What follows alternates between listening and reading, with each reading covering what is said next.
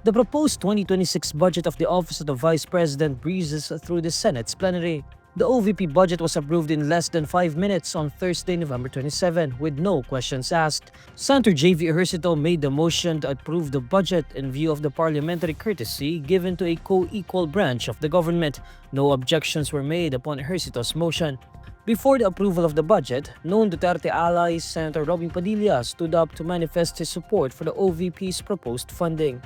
Ako po'y natutuwa sapagkat dito po sa ating bulwagan ay atin pong hindi binawasan ang budget ng ating pangalawang Pangulo, bagkus ay dinagdagan. Sapagkat alam niyo po, sa akin pong karanasan sa tuwing may dadating na kalamidad, kalungkutan, kamatayan, naandyan po lagi ang ating pangalawang Pangulo upang makiramay, tumulong.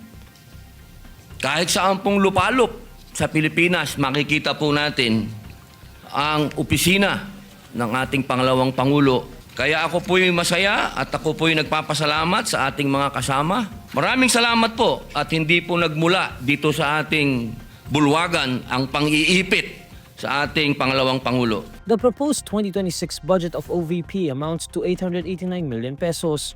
Earlier, the House of Representatives already passed a reduced budget of 733.2 million pesos.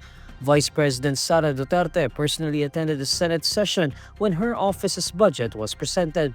Shortly after the budget presentation in the plenary session, Duterte herself faced the media. However, she refused to answer media queries and opted to dodge political questions.